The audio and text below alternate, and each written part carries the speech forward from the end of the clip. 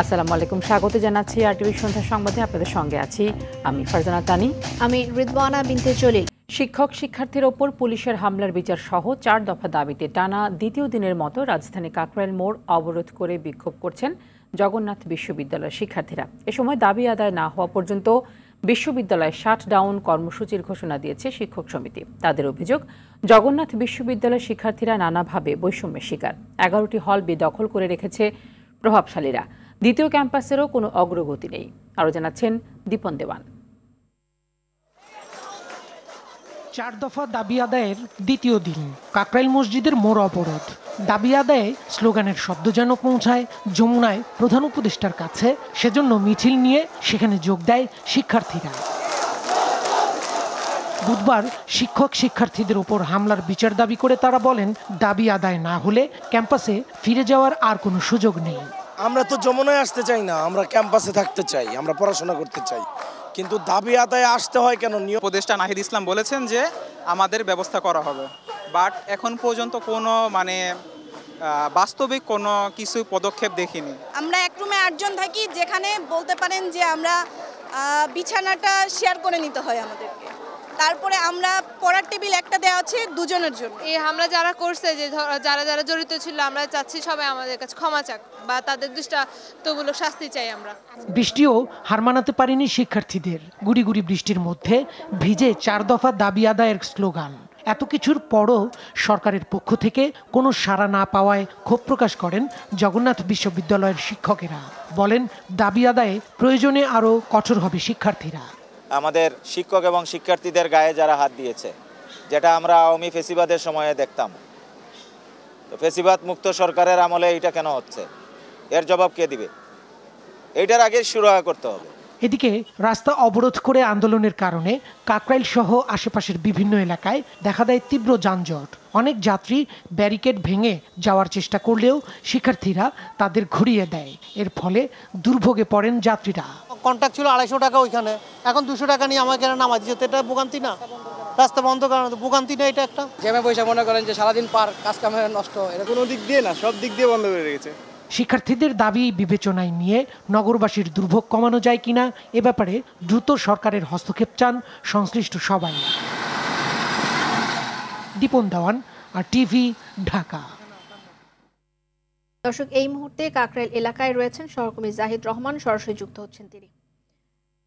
জাহিদ, শিক্ষার্থীরা তো অবস্থান কর্মসূচি পালন করছেন, তো সেখানে এখন কি পরিস্থিতি, সেই সাথে আশেপাশে যানজট বা সাধারণ মানুষের যে ভোগান্তির চিত্র, সেটা একটু জানতে চাই আপনার কাছে। আপনি জানেন যে দ্বিতীয় দিনের মতো তাদের যে অবস্থান, সেই কর্মসূচি কিন্তু এখনও পালিত হচ্ছে 4 দফা দাবিতে। এবং তাদের যে বক্তব্য সেটি হচ্ছে যে তারা দীর্ঘদিন ধরে তাদের যে বিশ্ববিদ্যালয়ের যে হল আবাসন এবং খাবারের বিষয় এবং স্থানান্তরের বিষয়, এগুলো তারা দাবি জানিয়ে আসছেন এবং সেই দাবিগুলো মানা হচ্ছিল না।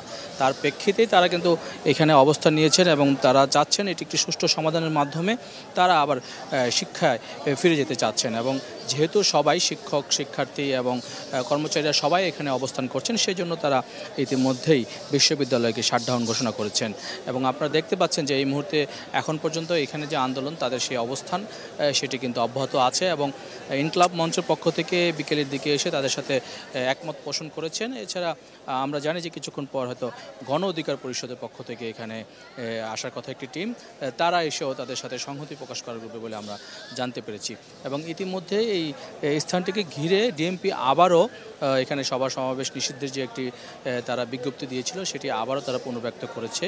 এবং তারা বলেছেন যে রাষ্ট্রীয় যে ভবন যে যমুনা, সেটার আশেপাশে যেন কোনো রকমের সভা সমাবেশ এবং সেগুলো নিষিদ্ধ থাকে এবং সেটি কার্যকর করার জন্য তারা ভূমিকা রাখবেন। ইতিমধ্যেই আপনি জানেন যে আজকে হচ্ছে বৃহস্পতিবার, সপ্তাহের শেষ কর্মদিবস, এবং শেষ কর্মদিবসে মানুষের একটু চাপ থাকে এবং অফিসের ব্যস্ততাও থাকে, সেই ভোগান্তিটা কিন্তু রয়ে গেছে। এবং ইতিমধ্যেই যে এখানে রাস্তাগুলো রয়েছে, পাশের প্রত্যেকটি রাস্তাই বন্ধ রয়েছে। বিকল্প রাস্তা হিসাবে সেখানে বিকল্প রাস্তাগুলো ব্যবহার করা হচ্ছে। সেই তারপরও গাড়ির চাপ রয়েছে এবং জনভোগান্তি রয়েছে। তারপর শিক্ষার্থীদের যে দাবি রয়েছে যে তারা এখানে উপদেষ্টার বিরুদ্ধে নয়, কারো বিরুদ্ধে নয়, যমুনায় এবং অবরোধ, সেটাও তারা চান না। তারা চান যে সুষ্ঠু সমাধান এবং তারা চান তাদের যে দাবি রয়েছে, যে অধিকার, সেই বিশ্ববিদ্যালয়ের যে তাদের যে সুব্যবস্থা সেটি যেন ফিরে আসে এবং সেই দাবিগুলো মেনে নেওয়া হয়, তাহলে তারা এই অবস্থান থেকে সরে দাঁড়াবেন। রেদওয়ানা। জাহিদ, ধন্যবাদ আপনাকে। শাহরিয়ার আলম সাম্য হত্যার ঘটনায় ঢাকা বিশ্ববিদ্যালয়ের ভিসি ও প্রক্টরের পদত্যাগ দাবিতে অনড় ছাত্রদল। সংগঠনের সভাপতি রাকিবুল ইসলাম রাকিবের অভিযোগ, হত্যাকাণ্ড নিয়ে একটি গোপন সংগঠন সামাজিক যোগাযোগ মাধ্যমে বিভ্রান্তিমূলক প্রচারণা চালাচ্ছে। সুষ্ঠু তদন্তের মাধ্যমে হত্যায় জড়িতদের বিচার দাবি করেছেন বিএনপি সিনিয়র যুগ্ম মহাসচিব রুহুল কবির রিজভী। রুদ্র রফিকের রিপোর্ট। ছাত্রদল নেতা শাহরিয়ার আলম সাম্য হত্যার ঘটনায় উত্তাল ঢাকা বিশ্ববিদ্যালয়। ঢাবি প্রশাসনের আধাবেলার শোক দিবস প্রত্যাখ্যান করে সন্ত্রাস বিরোধী শিক্ষার্থী ব্যানারে পূর্ণ দিবস ধর্মঘট পালন করে ঢাবি ছাত্রদলের নেতাকর্মীরা। ভিসির বাসভবনের সামনে অবস্থান নিয়ে নেতাকর্মীরা ভিসি প্রক্টরের পদত্যাগ দাবি করেন। আমরা লক্ষ্য করেছি সোশ্যাল মিডিয়ায় একটি গুপ্ত সংগঠন রয়েছে, তার নেতা কর্মীরা তারা সংঘবদ্ধভাবে এর বিরুদ্ধে অপপ্রচার চালাচ্ছে। বিশ্ববিদ্যালয়ের সম্মানিত ভিসি স্যার এবং প্রক্টর স্যার তারা নিরব ভূমিকা পালন করছে, আমরা নিন্দা জানাচ্ছি। জাতীয় প্রেসক্লাবের সামনে সাম্য হত্যার বিচারের দাবিতে আয়োজিত মানববন্ধনে বিএনপির সিনিয়র যুগ্ম মহাসচিব রুহুল কবির রিজভী বলেন, যারা দেশের পক্ষে জাতীয় সঙ্গীত ও জাতীয় পতাকার পক্ষে কথা বলছে তাদের জীবন চলে যাচ্ছে। আওয়ামী লীগ তো ক্ষমতায় নেই, এখনকার বিশ্ববিদ্যালয়ের এই অরাজক পরিস্থিতি, এখনো কিন্তু তরুণ টাটকা ছাত্রের লাশ ক্যাম্পাসের মধ্যে পড়ছে। আমার তো মনে হয় এর মধ্যে রাজনৈতিক কারণ আছে। জাতীয় সঙ্গীত বন্ধের জন্য একটা আন্দোলন চলছিল, তার বিরুদ্ধে সে একটা পোস্ট দিয়েছে যে আপনার জাতীয় সঙ্গীতের পক্ষে। এইটাই কি কারণ? সাম্যের রাজনৈতিক প্রতিপক্ষকে খুঁজে বের করে বিচারের মুখোমুখি করার দাবি জানান রুহুল কবির রিজভী। পুলিশ বিভাগকে বলবো ভালো করে খতিয়ে দেখুন। ভবঘুরে গ্রেপ্তার করেছেন মানুষ, কিন্তু সব বিষয় সহজভাবে নেয় না। রুদ্র রফিক, আরটিভি, ঢাকা। এদিকে নবম দিনের মতো কর্মবিরতি পালন করছেন খুলনা প্রকৌশল ও প্রযুক্তি বিশ্ববিদ্যালয় কুয়েটের শিক্ষকরা। ক্যাম্পাসে বিশৃঙ্খলা সৃষ্টিকারী এবং শিক্ষক লাঞ্ছনার ঘটনায় জড়িতদের বিচারের দাবিতে এই কর্মসূচি পালন করছেন তারা। বন্ধ রয়েছে ক্লাস পরীক্ষা। এর আগে 5 দফা দাবিতে গেল 5 মে 7 দিনের আলটিমেটাম দিয়ে আন্দোলন শুরু করেন শিক্ষকরা। এ বিষয়ে কুয়েট শিক্ষক সমিতির সভাপতি অধ্যাপক ডক্টর মোহাম্মদ শাহিদুল ইসলাম বলেন, শিক্ষকদের লাঞ্ছনাকারী শিক্ষার্থীদের শাস্তি কার্যকর না হওয়া পর্যন্ত ক্লাস পরীক্ষা নেবেন না তারা। শাস্তি কার্যকর করা না হলে প্রশাসনিক দায়িত্ব পালন থেকেও বিরত থাকার সিদ্ধান্ত নিয়েছেন শিক্ষকরা। স্বাস্থ্য খাত সংস্কার কমিশনের প্রতিবেদনের প্রস্তাবনা বাতিল এবং পুনঃপ্রতিবেদনের দাবি জানিয়েছে বাংলাদেশ ডিপ্লোমা মেডিকেল অ্যাসোসিয়েশন। সকালে জাতীয় প্রেস ক্লাবে সংবাদ সম্মেলনে সংস্কার প্রতিবেদনে নানা অসঙ্গতি রয়েছে বলে দাবি করে তারা। ডিএমএফ ডিগ্রিধারীদের মেডিকেল অফিসার হিসেবে স্বীকৃতি প্রদান, উপসহকারী কমিউনিটি মেডিকেল অফিসারদের চাকরিতে 10ম গ্রেড বাস্তবায়নের দাবি তাদের। এছাড়াও ডিএমএফ চিকিৎসকদের বিএমডিসি থেকে পেশাগত রেজিস্ট্রেশন সনদ প্রদান বহাল রাখা, কমিশনের প্রস্তাবনায় ডিপ্লোমা চিকিৎসকদের ইতিবাচকভাবে উপস্থাপন করা সহ নানা প্রস্তাবনা তুলে ধরা হয় সংবাদ সম্মেলন থেকে। পরে তারা প্রেস ক্লাবের সামনে একটি মানববন্ধন করেন। আমাদের প্রস্তাবনা উপশহরী কমিটি মেডিকেল অফিসারদের এনটি পদে 2য় শ্রেণী 10ম গ্রেড অবিলম্বে বাস্তবায়ন করতে হবে। 12 বছর চাকরি সন্তোষজনক হলে উপশহরী কমিউনিটি মেডিকেল অফিসারদের পদোন্নতি 1ম শ্রেণী 9ম গ্রেড মেডিকেল অফিসার পদবি সরকারের সিদ্ধান্ত বাস্তবায়ন করতে হবে। বিএনপি নেতা ইশরাক হোসেনকে ঢাকা দক্ষিণ সিটি কর্পোরেশনের মেয়র পদে বসানোর দাবিতে দ্বিতীয় দিনের মতো অবস্থান কর্মসূচি পালন করছেন বিক্ষোভকারীরা। সকাল থেকে গুলিস্তান নগর ভবনের সামনে তারা বিক্ষোভ করে। এতে গুলিস্তান গোলাপ শাহ মাজার থেকে বঙ্গবাজার পর্যন্ত সড়কের 2 পাশে সব ধরনের যান চলাচল বন্ধ রয়েছে। বিক্ষোভকারীরা জানান, আদালতের রায় ও নির্বাচন কমিশনের গেজেট প্রকাশের পরেও শপথের মাধ্যমে ইশরাককে দায়িত্ব বুঝিয়ে না দেওয়া পর্যন্ত লাগাতার অবস্থান কর্মসূচি চালিয়ে যাবেন তারা।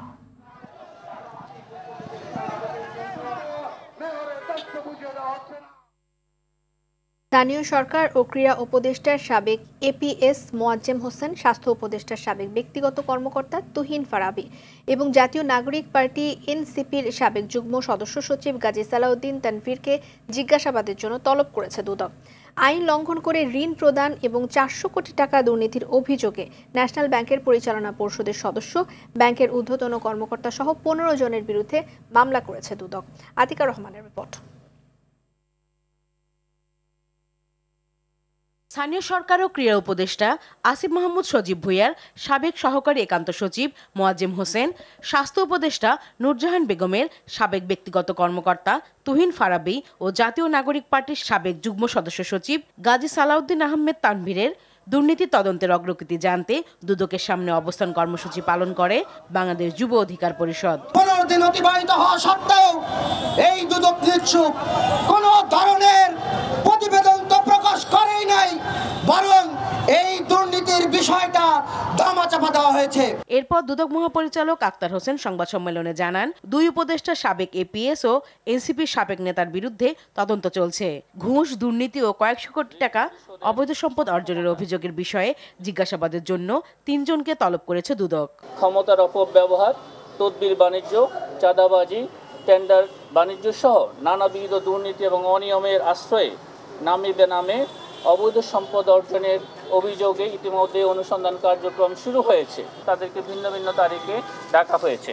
নিয়ম লঙ্ঘন করে ঋণ প্রদান, ভুয়া কোম্পানি সাজিয়ে ঋণ দেয়া ও 400 কোটি টাকা দুর্নীতির অভিযোগে ন্যাশনাল ব্যাংকের পরিচালনা পর্ষদের সদস্য, ব্যাংকের ঊর্ধ্বতন কর্মকর্তা সহ 15 জনের বিরুদ্ধে মামলা করেছে দুদক। ঋণের কিস্তি প্রদান, এলসি সহ মঞ্জুরিপত্রের শর্ত ভঙ্গ করে মানি লন্ডারিং অপরাধ সহ প্রতিষ্ঠানের অনুকূলে প্রদানকৃত মোট ঋণের 404 কোটি টাকা আত্মসাৎ তথা রাষ্ট্রীয় ক্ষতি সাধন করার অপরাধ অনুসন্ধানকালে প্রমাণিত হওয়ায় ন্যাশনাল ব্যাংক লিমিটেডের কর্মকর্তা, কর্মচারীবৃন্দ এবং পরিচালনা পর্ষদের একটি মামলা রুজু হয়েছে। এই মামলায় সংশ্লিষ্ট আরও কয়েকজনকে জিজ্ঞাসাবাদের জন্য দুদকে ডাকা হবে। তাকে 22 তারিখে ডাকা। আতিকা রহমান, RTV, ঢাকা। 21শে আগস্ট গ্রেনেড হামলা মামলায় সব আসামি খালাসের রায়ের বিরুদ্ধে রাষ্ট্রপক্ষের লিভ টু আপিলের শুনানি আগামী 26 মে অনুষ্ঠিত হবে। বৃহস্পতিবার সকালে প্রধান বিচারপতি সৈয়দ রিফাত আহমেদের নেতৃত্বাধীন 6 বিচারপতির আপিল বেঞ্চে এ বিষয়ে শুনানি শুরু হয়। এই দিন শুনানি করেন রাষ্ট্রপক্ষ। এর আগে গত 1 ডিসেম্বর 21শে আগস্ট গ্রেনেড হামলা ঘটনায় হত্যা ও বিস্ফোরক দ্রব্য আইনের মামলা বিএনপি ভারপ্রাপ্ত চেয়ারম্যান তারেক রহমান সহ সব আসামিকে খালাস দিয়ে রায় দেন হাইকোর্ট। ডেথ রেফারেন্স নাকচ করে এবং আসামিদের করা আপিল মঞ্জুর করে ওই রায় দেয়া হয়। পরে 19 মার্চ এই মামলায় সব আসামির খালাসের বিরুদ্ধে আপিল করেন রাষ্ট্রপক্ষ। আসামি পক্ষের আইনজীবীদের প্রত্যাশা, হাইকোর্টের আদেশ বহাল থাকবে আপিল বিভাগেও। accepted our submission, our contention, ওটার এগেনস্টে ওনারা বলতে গিয়ে দেখা যাচ্ছে যে এটা যথাযথভাবে অ্যাপালেট ডিভিশনের সামনে ওনারা ফর্মুলেট করে আনতে পারেননি। কাজেই কোর্ট দয়া পরবশ হয়ে ওনাদেরকে একটা সুযোগ দিয়েছে যে ওনারা এটাকে ফর্মুলেট করে যখন আবার প্রেস করবে বা নেক্সট ডেট 26 তারিখে, তখন এটার উপরে বাকি শুনানি শুরু হবে। আমাদের প্রত্যাশা যে হাইকোর্ট ডিভিশনের যে জাজমেন্ট এটা বহাল থাকবে। আমাদের আসামি যাদেরকে করা হয়েছিল দে আর ইনোসেন্ট, হাইকোর্ট ডিভিশন তাদেরকে যে একুইটাল দিয়েছে এই একুইটালটা বহাল থাকবে, এটা ডিফেন্স থেকে আমরা সেটাই আশা করতেছি। জুলাই গণ অভ্যুত্থানের শহীদ পরিবার এবং আহত ছাত্র জনতার কল্যাণ ও পুনর্বাসন অধ্যাদেশ 2025 এর খসড়া নীতিগত ও চূড়ান্ত অনুমোদন দিয়েছে সরকার। রাজধানীর তেজগাঁওয়ে প্রধান উপদেষ্টার কার্যালয়ে উপদেষ্টা পরিষদের বৈঠকে এই অনুমোদন দেওয়া হয়। প্রধান উপদেষ্টা ডক্টর মোহাম্মদ ইউনূসের সভাপতিত্বে এই বৈঠক হয়। জাতীয় মুক্তিযোদ্ধা কাউন্সিল সংশোধন অধ্যাদেশ 2025 এর খসড়া আইন ও সংসদ বিষয়ক বিভাগের ভেটিং সাপেক্ষে চূড়ান্ত অনুমোদন করা হয়েছে। এছাড়া বাংলায় প্রণীত ড্রেজিং ও ড্রেসড মেমোরিয়াল ব্যবস্থাপনা নীতিমালা 2024 এর খসড়া ও জাতীয় নগর নীতি 2025 এর খসড়াও অনুমোদন হয় বৈঠকে।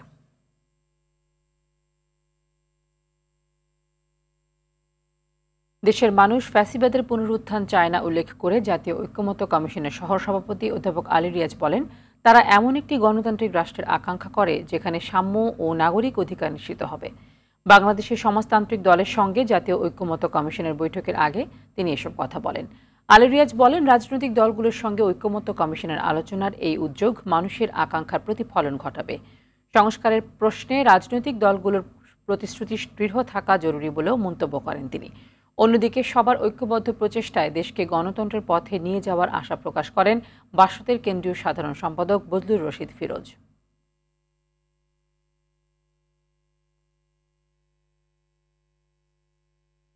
বিষয় নয়, কোনো ব্যক্তির বিষয় নয়, কোনো সংগঠনের বিষয় নয়, এটি জনগণের বিষয়। রাজনৈতিক দলগুলো তার নেতৃত্বে আছেন, সিভিল সোসাইটি তার অংশ হিসেবে আছেন, অগ্রণী ভূমিকায় আছেন, নাগরিকরা আছেন। আমরা আশা করি যে প্রত্যেকটি রাজনৈতিক দল তার তার অবস্থানের থেকে অবশ্যই জনগণের কাছে যাবেন, কিন্তু কিছু কিছু বিষয়ে ছাড় দিয়ে সকলকে সাথে নিয়ে যাতে আমরা অগ্রসর হতে পারি সেদিকে বিশেষভাবে মনোযোগ দেবেন। সরকারকে তোষামোদি করে কোনো গণমাধ্যম সংবাদ প্রচার করুক তা অন্তর্বর্তী সরকার চায় না বলে জানান প্রধান উপদেষ্টার প্রেস সচিব শফিকুল আলম। দুপুরে জাতীয় প্রেস ক্লাবে গণ অভ্যুত্থানের পরবর্তী গণমাধ্যমের হালচাল শীর্ষক এক আলোচনায় সভায় এসব কথা জানান তিনি। প্রেস সচিব আরও জানান, সাংবাদিকরা সরকারের সমালোচনা করবে। গত 15 বছরে দেশে সাংবাদিকতা জনগণের অধিকার হরণ করেছে। প্রত্যেক গণমাধ্যমে একটি সোশ্যাল মিডিয়া পলিসি থাকা দরকার বলেও জানান তিনি। আমাদের তরফ থেকে বলতে পারি, আমরা কেউ চাই না যে আমাদের হয়ে কেউ দালালি করে লেখেন। পারলে আমাদের ক্রিটিসাইজ করেন, আমাদের রোলকে নিয়ে আপনারা বলেন যে আপনার এই কাজটা ঠিক হচ্ছে না। কনস্ট্রাকটিভ ক্রিটিসিজম, আপনার প্রচুর ডেটা এনে দেখেন যে আপনার এটা ভুল হয়েছে। আমরা যদি মনে করি যে না আপনার কনক্লুশন ঠিক আছে, আমরা সেই অনুযায়ী ব্যবস্থা নিব। নারী বিষয়ক সংস্কার কমিশনের সুপারিশকে বিতর্কিত মন্তব্য করে তা বাস্তবায়িত হলে পারিবারিক কাঠামো হুমকির মুখে পড়বে বলে জানান নারী অধিকার আন্দোলনের সদস্যরা। সম্প্রতি গঠিত নারী বিষয়ক সংস্কার কমিশনের চূড়ান্ত প্রতিবেদন জাতির আশা আকাঙ্ক্ষার পরিপন্থী ও ধর্মীয় মূল্যবোধ বিরোধী অনেক প্রস্তাব অন্তর্ভুক্ত করায় জনমনে তীব্র প্রতিক্রিয়া সৃষ্টি করেছে বলে মন্তব্য করেন নারী অধিকার আন্দোলনের সভানেত্রী মমতাজ মান্নান। সকালে জাতীয় প্রেস ক্লাবের সামনে নারী বিষয়ক সংস্কার কমিশন বাতিলের দাবিতে নারী অধিকার আন্দোলন আয়োজিত মানববন্ধনে তিনি এসব কথা বলেন। তিনি আরও বলেন, নারী সংস্কার কমিশন মুসলিম পারিবারিক আইন সংস্কার সহ আরও কতিপয় সুপারিশ করেছে, যা নিয়ে দেশে তীব্র প্রতিক্রিয়ার সৃষ্টি হয়েছে। গুম সংক্রান্ত তদন্ত কমিশনের কাছ থেকে বিচার পাওয়ার আশা ছেড়ে দিয়েছে ভুক্তভোগী পরিবারগুলো। তারা বলছেন, অনেক তথ্য প্রমাণ থাকার পরও 8 মাসে একটি ঘটনারও বিচার শুরু হয়নি। মানবাধিকার কর্মী এলিনা খান বলেন, তদন্তে দীর্ঘসূত্রিতা তৈরি হলে সরকার এবং তদন্ত কমিশনের প্রতি মানুষের অনাস্থা তৈরি হবে। কমিশন সদস্য নূর খান জানিয়েছেন, সময় না বাড়ালে 1900 অভিযোগের তদন্ত শেষ করা সম্ভব নয়। আরও জানাচ্ছেন দীপন দাওয়ান। জুলফার নামে ব্লগে লেখালেখি করতেন ব্যবসায়ী হুমায়ুন কবির। 2018 সালের 27 অক্টোবর বিকেল 5:30টার দিকে পিরোজপুর যাওয়ার জন্য সদরঘাটে যান। সে সময় 5 জন সাদা পোশাকের সশস্ত্র ব্যক্তি মাইক্রোবাসে উঠিয়ে অজ্ঞাত স্থানে নিয়ে যান হুমায়ুন কবিরকে। কারণ আমাকে আপডেট জানানো হচ্ছে না যে আমার তদন্তের আমার এইটার আপডেট জানানো। প্রথম দিনে আমাকে নিয়ে ঘোরাটোরা ছাড়া এরপরে আপডেট কিছু জানাচ্ছে না। এক যুগ আগে গুমের শিকার সাজেদুল ইসলাম সুমনকে গত 8 মে গ্রেফতার করতে তার বাসায় যায় পুলিশ। এই ঘটনা সাম্প্রতিক সময়ে পুলিশের ভূমিকাকে প্রশ্নবিদ্ধ করেছে। আবারও গুমের তদন্ত নিয়ে হচ্ছে সময়ক্ষেপণ। তদন্ত কমিশনের ভবিষ্যৎ নিয়েও শঙ্কিত ক্ষতিগ্রস্ত পরিবারগুলো। আমরা আমাদের ইনকোয়ারি নিয়ে ডেফিনেটলি হতাশ। মানুষের সদিচ্ছা ছিল, হয়তো তারা কাজ করছে, কিন্তু আমরা তো অ্যাকশন বা রেজাল্ট দেখতে পাই নাই। আমার বাড়ির উঠানে দাঁড়ায় আমাকে বলে সুমন ভাইকে অ্যারেস্ট করতে আসছে। এটা তো তামাশা না ভাই, আমি কি বলবো যে এটা অনেক অনেক অনেক বড় রকমের হিপোক্রেসি হইতেছে আমাদের সাথে। তদন্ত কমিশনে জমা পড়া অভিযোগগুলোর কাজ নির্ধারিত সময়ে শেষ করা নিয়ে সন্দেহ প্রকাশ করেন মানবাধিকার কর্মীরাও। যত লেন্দি হবে তত সরকারের যে ভাবমূর্তি আছে সেটা নষ্ট হবে। আর একটা হচ্ছে যে যারা করছে তাদের প্রতি মানুষের কিন্তু একটা অনাস্থা চলে আসবে। সুতরাং সেক্ষেত্রে আমার কাছে মনে হয় যে ভুক্তভোগীদের করা আছে ফাইন্ডিংসটা তারা তদন্তের সেটে নিয়ে যায়। দায়িত্ব নেওয়ার পর 2010 সালের 1 জানুয়ারি থেকে 2024 সালের 5 আগস্ট পর্যন্ত গুমের ঘটনা তদন্তে গুম সংক্রান্ত তদন্ত কমিশন গঠন করে অন্তর্বর্তী সরকার। এখনো নিখোঁজ রয়েছে 200 মানুষ। এর সাথে বিভিন্ন বাহিনীর সদস্যরা জড়িত রয়েছে বলে অভিযোগ পাওয়া গেছে। সবসময় ভিকটিমদের ভিতরে একটা তাড়াহুড়া ভাব থাকে, কিন্তু আপনি যখন কাজ করেন আপনি তো জানেন যে একটি মানুষকে চিহ্নিত করা এবং তার সর্বশেষ অবস্থাটি কি হয়েছে এটি চিহ্নিত না করতে পারলে, এটি বের করতে না পারলে আপনি কি বলতে পারবেন যে সে হত্যাকাণ্ডের শিকার হয়েছে বা সে এখনো জীবিত আছে? আমাদের দুর্বলতা থাকতে পারে, সেটা নিয়ে আলোচনা হতে পারে, কিন্তু সেটার জন্য পুরো কাজটিকে আমি বন্ধ করে দেব নানান কৌশলে। গুম সংক্রান্ত তদন্ত কমিশনের মেয়াদ রয়েছে এবছরের 30 জুন পর্যন্ত। দীপন দেওয়ান, আর টিভি, ঢাকা। বিডিআর বিদ্রোহের ঘটনায় বিস্ফোরক দ্রব্য নিয়ন্ত্রণ আইনে করা মামলায় কাশিমপুর কেন্দ্রীয় কারাগার থেকে জামিনে মুক্তি পেয়েছেন ২৭ জন। সকাল ১০টা থেকে তারা মুক্তি পায় বলে জানিয়েছেন কারা কর্তৃপক্ষ। এ সময় কারা ফটকে তাদের আত্মীয় স্বজনেরা উপস্থিত ছিলেন। গেল সোমবার ৪০ আসামির জামিন মঞ্জুর করে আদেশ দেন আদালত। এর আগে হত্যা মামলায় খালাস পাওয়া ১৭৮ জন বিস্ফোরক দ্রব্য নিয়ন্ত্রণ আইনের মামলায় জামিন পেয়েছিলেন। আর এই নিয়ে এ ঘটনায় মোট ২১৮ জন জামিন পেয়েছেন। জামিনে মুক্তি পাওয়ায় সাবেক বিডিআর সদস্য এবং স্বজনেরা উচ্ছ্বাস জানিয়েছেন।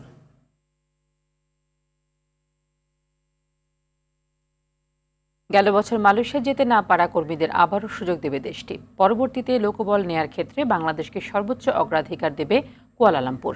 দেশটির মানব সম্পদ মন্ত্রী স্টিভেন সিম ও স্বরাষ্ট্রমন্ত্রী শাফিউদ্দিন নাসিতুন ইসমাইলের সঙ্গে বৈঠকের পর এসব কথা জানিয়েছেন প্রবাসী কল্যাণ উপদেষ্টা ডক্টর আসিফ নজরুল। ভিডিও বার্তায় তিনি বলেন, গেল বছর যে ১৭,০০০ কর্মী মালয়েশিয়া যেতে পারেননি তাদের কয়েক ধাপে কাজের সুযোগ দেবে দেশটি। প্রথম ধাপে ৭,৯২৬ জনের তালিকাও চূড়ান্ত করেছে মালয়েশিয়া প্রশাসন। এছাড়া মাল্টিপল ভিসা সুবিধা, অনিয়মিত শ্রমিকদের বৈধকরণ সহ দক্ষ কর্মী নেয়ার ক্ষেত্রে বাংলাদেশিদের অগ্রাধিকার বিবেচনা দেশটি আশ্বস্ত করছে বলেও জানান উপদেষ্টা।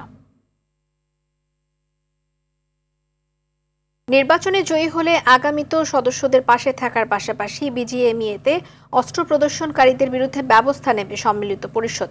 রাজধানীর একটি হোটেলে বিজিএমইএ নির্বাচন উপলক্ষে এক মিট দ্য প্রেসে এ কথা বলেন সম্মিলিত পরিষদের নেতারা। ব্যবসায়ীরা জানান, এলডিসি গ্র্যাজুয়েশন পরবর্তী চ্যালেঞ্জ মোকাবেলায়ও কাজ করবেন তারা। বন্ধ কারখানা চালুর ব্যবস্থা নেয়ার প্রতিশ্রুতিও দেন নেতারা। রাজনৈতিক সুবিধাপ্রাপ্ত কেউ সম্মিলিত পরিষদের প্যানেলে নেই বলেও দাবি করা হয় সংবাদ সম্মেলনে। আগামী ৩০ মে অনুষ্ঠিত হবে পোশাক খাতের এই শীর্ষ সংগঠনের নির্বাচন।